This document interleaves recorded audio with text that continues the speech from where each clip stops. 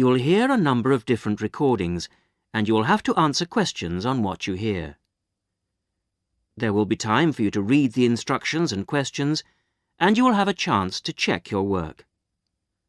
All the recordings will be played once only. The test is in 4 sections. Write all your answers in the listening question booklet. At the end of the test, you will be given 10 minutes to transfer your answers to an answer sheet.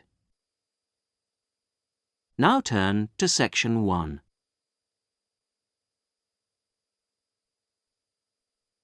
Section 1.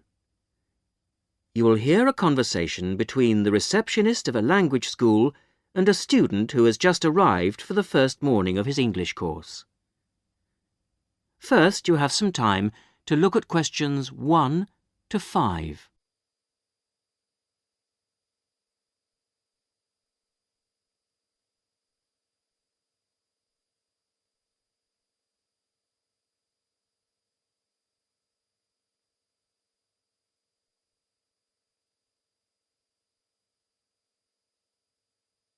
You will see that there is an example which has been done for you. On this occasion only, the conversation relating to this will be played first. Sorry to keep you waiting. Well, firstly, let me give you this booklet. It tells you a bit more about the school, the courses and the social activities we offer. Now, on the first page, there's an outline of this morning's activities.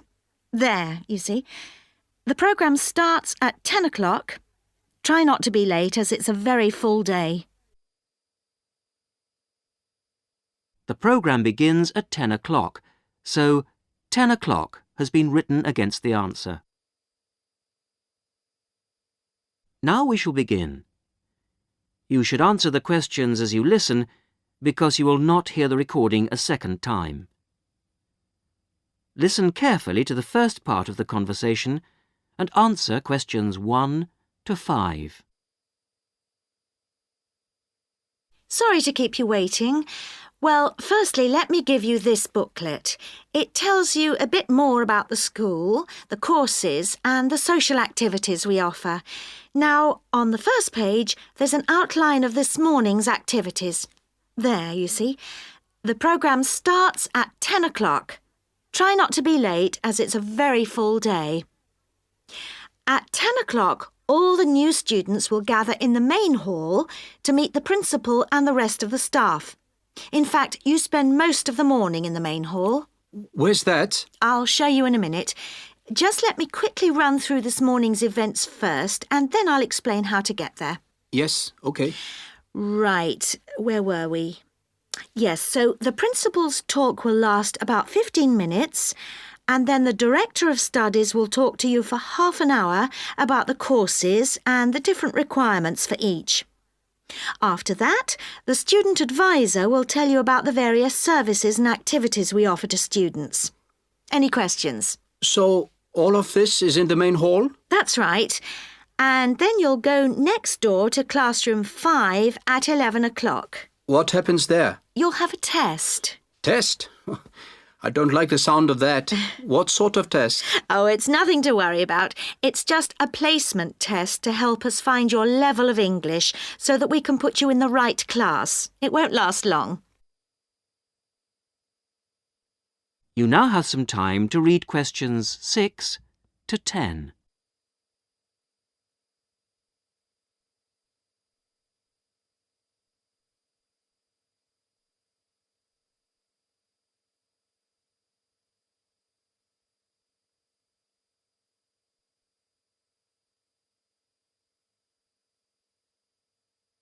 Now listen carefully and answer questions 6 to 10. But how do I find the main hall? Right. If you look on the back of the booklet I gave you, you'll see a map of the school. Let me show you. Look, you came in through the main entrance here, and now we're here at reception. Now, to get to the main hall, you walk on to the end of this corridor in front of you, and then you turn left. Walk along past the language laboratory and then past the library, which is next to the language lab on the same side, and facing you is the main hall at the end of the corridor. You can't miss it. So it's next to the library, in fact. Yes, that's right. I should be able to find that. And do you have a computer laboratory? Yes, we do. Could you tell me where that is? Certainly, yes. You go down to the end of this corridor again, but this time don't turn left, turn right away from the main hall. The computer lab is immediately on your right, OK? And where's the staff room in case I need to find a teacher at some stage? The staff room is near the main entrance, on the left over there, just opposite the reception desk. In a day or two, I'm sure you'll find your way around very easily. Oh, one last thing. Is there a student common room? Oh, yes, I forgot to mention that. It's this area here, very close to where we are now, to the right of the reception desk as you come in the main entrance. There's tea and coffee facilities there. Great. Thank you very much. You're welcome. That is the end of section 1. You will now have half a minute to check your answers.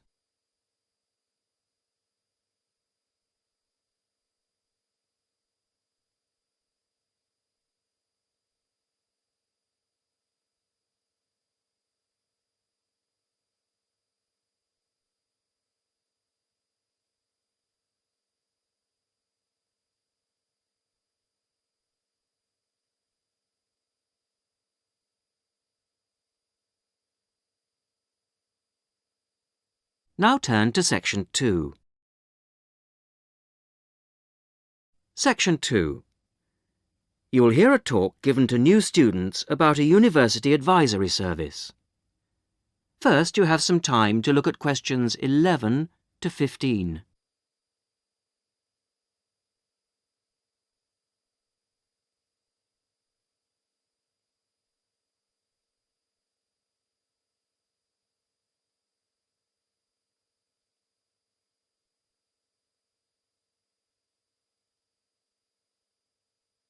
Now listen carefully to the first part of the talk and answer questions 11 to 15.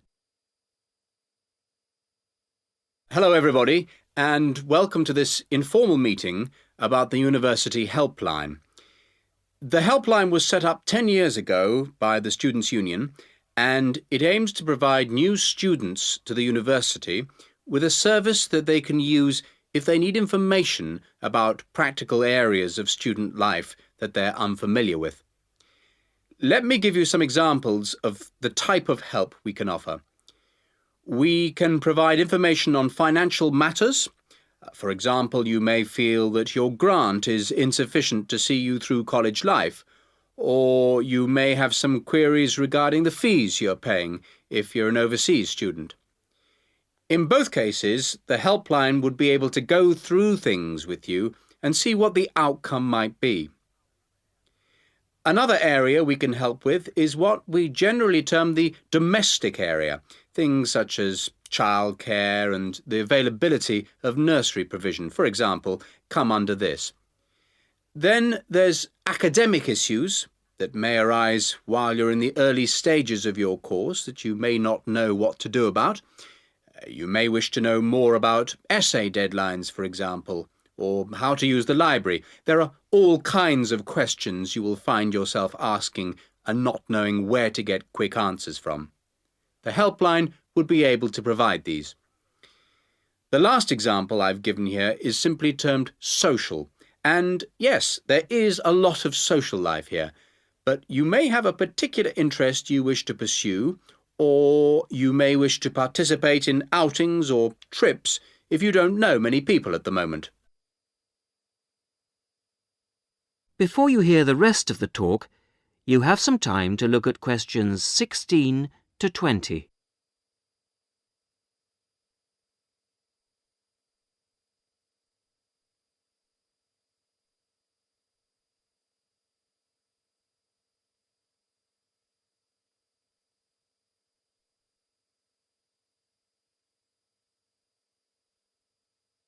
Now listen and answer questions 16 to 20. Let me give you some details so that you know where to go and who to see if you want to pay us a visit. Generally, you'll see our helpline officer, Jackie Kouachi. That's Kouachi. Jackie is a full-time employee of the Student Union, and she works in the Student Welfare Office. That's the office that deals with all matters related to student welfare, and it's located at 13 Marshall Road. I have some maps here for those of you who haven't been there yet. If you wish to ring the office, the number is 326 9940. That's 326 9940. The office is open between 9:30 and 6 o'clock on weekdays and from 10 to 4 on Saturdays. And there'll be somebody there, usually Jackie or myself, between those times. If you want to make an appointment, you can phone or call at the office in person. Please note that it may not be possible for anyone to see you straight away, particularly if it's a busy time, lunchtime for example, and you may have to go on the waiting list and then come back later. Well, enough from me. Any questions? That is the end of section 2. You will now have half a minute to check your answers.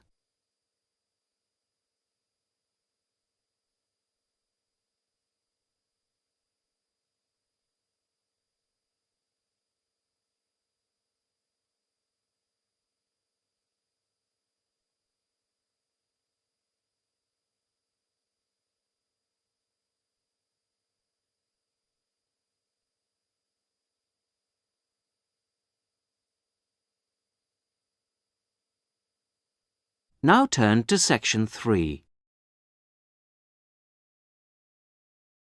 Section 3. You will hear the beginning of a tutorial on a business studies course.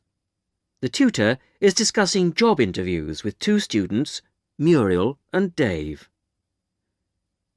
First, look at questions 21 to 24.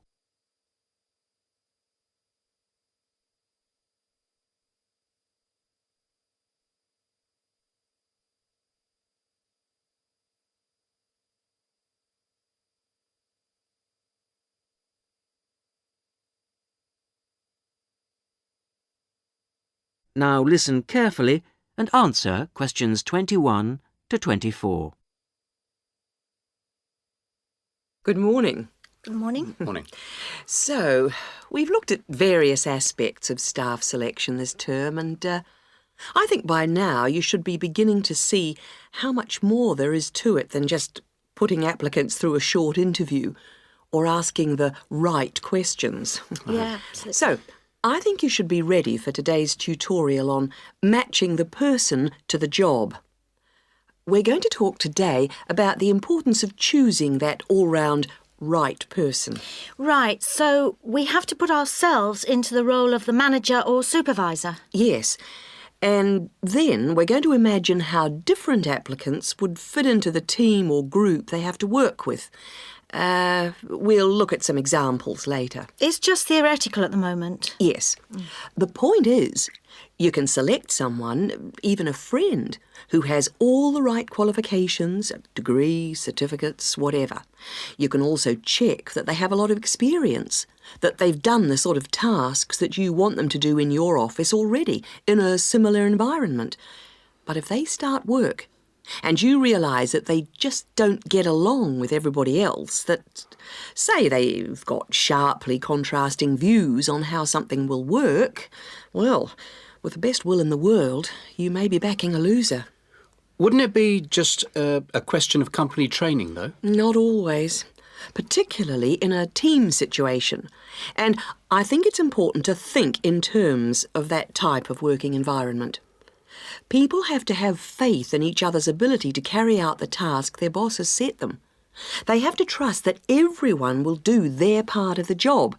And you can't necessarily train people for this. But it's like trying to find out what someone's personality is like in a job interview. I mean, you just can't do that. Even if you try, you won't find out what they're really like until they actually start work. Well, in most interviews, you usually ask candidates questions about their hobbies and what they like doing in their spare time, that sort of thing. So, employers are already involved in the practice of, well, doing part of the task. But it doesn't tell you anything. It doesn't tell you if they're easygoing or hate smokers or whatever. Well, arguably, it does give you a bit of information about an applicant's character. Answer questions 25 to 30. Well, arguably, it does give you a bit of information about an applicant's character, but also, more and more employers around the world are making use of what are called personality questionnaires to help them select new staff. And What's it called? a personality questionnaire. They have to be filled out by the candidates sometime during the selection procedure, often just before an interview. The idea is actually quite old. Apparently they were used by the ancient Chinese for picking out clerks and civil servants. And then later they were used by the military to put people in appropriate areas of work. They've gained a lot of ground since then, and there are about 80,000 different tests available now, and almost 2/3 of the large employers use them. Which makes you think that there must be something in them. That's right. They ask the sort of questions that you might expect, like, do you like working under pressure, or are you good at keeping deadlines? And what if people can see through them and just write what they think the employer wants to see? Well, that's always a possibility. I mean, it's human nature to lie, isn't it? Well, that's the point. Apparently it isn't. These tests are compiled by experts, and they believe that the answers can provide a few simple indicators as to roughly the type of person that you are, that people will generally be truthful in that situation. And then you can go some way towards finding out whether someone's, say, forward-looking, a go-ahead type of person, or resistant to change. Yes, and there are all kinds of other methods which can be... That is the end of section 3. You will now have half a minute to check your answers.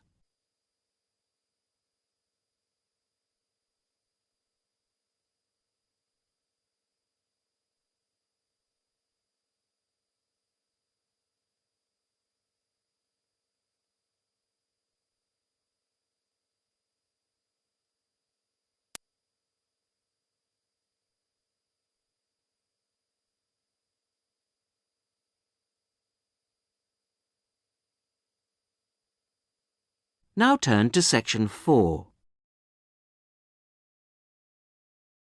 Section 4. You are going to hear a talk given by a student to a tutor and a group of fellow students in a seminar. First, you have some time to read questions 31 to 34.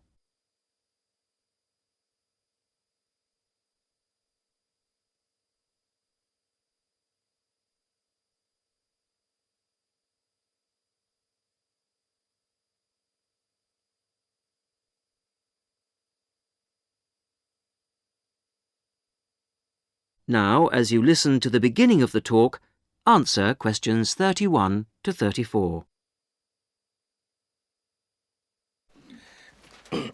Right, are we all here? OK. As you know, today Vivian is going to do a presentation on the hat-making project she did with her class during her last teaching practice. So, over to you, Vivian. Thanks. Mr. Yardley has asked me to describe to you the project I did as a student teacher at a secondary school in London. I was at this school for 6 weeks, and I taught a variety of subjects to a class of 14-year-old pupils. The project I chose to do was a hat-making project, and I think this project could easily be adapted to suit any age. So, to explain the project. After we'd done the research, we went back to the classroom to make 2 basic hat shapes using rolls of old wallpaper. We each made, first of all, a conical hat by, well, if I show you now, cutting out a circle and then making one cut up to the centre, and then, overlapping the cut like this. A conical hat that sits on your head. The other hat we made was a little more complicated. First of all, we cut out a circle again, like this. Then you need a long piece with flaps on it. I've already made that bit, which I have here. You bend the flaps over and stick them with glue or Pritt stick to the underside of the circle, like this. Again, I've prepared this so that I don't get glue everywhere. The pupils do, of course, so you need plenty of covers for the table. And there you have a pillbox hat, as in pill and box. Now, variations and combinations of these two hat shapes form the basis of the pupils' final designs. Now you have some time to look at questions 35 to 40.